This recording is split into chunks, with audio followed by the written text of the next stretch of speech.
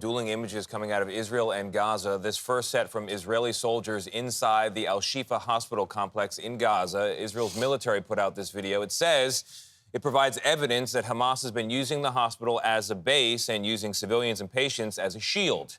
Meanwhile, Hamas, they released footage as well. It says shows the consequences in the wider area of Israel's recent attacks there, where thousands say they've been trapped. Ramy Inocencio has more on the conflict now, including a perspective we have not seen before. Ramy, good morning.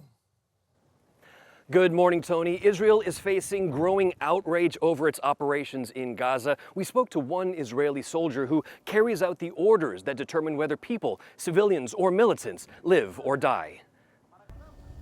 At an Israeli airbase, we met Captain D, an Israeli-American drone pilot. We can't show his face for his security.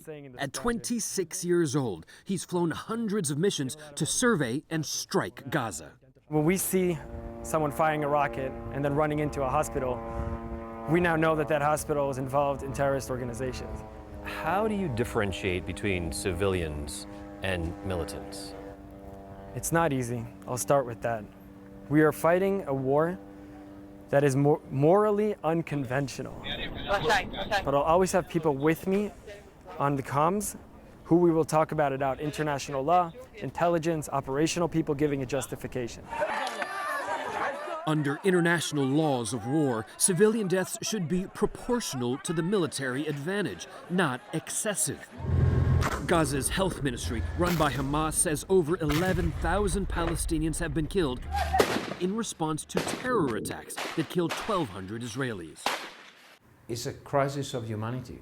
Andrea De Domenico is chief of the UN Humanitarian Office in Jerusalem. And we are allowing for military objectives that can be absolutely legitimate. I'm not there to question that. But where is that line of balance of proportion that will justify that?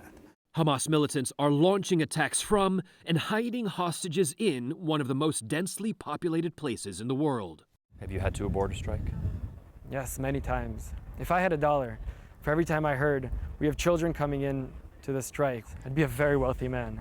Still, he admits mistakes are made. But sometimes we do mess up. Sometimes there are people who we don't mean to hit who are there. And I was asked before, how do you feel? I feel tricked. I feel like Hamas got the upper hand, and we feel like we didn't do our job good enough to protecting the civilians who didn't need to get hurt.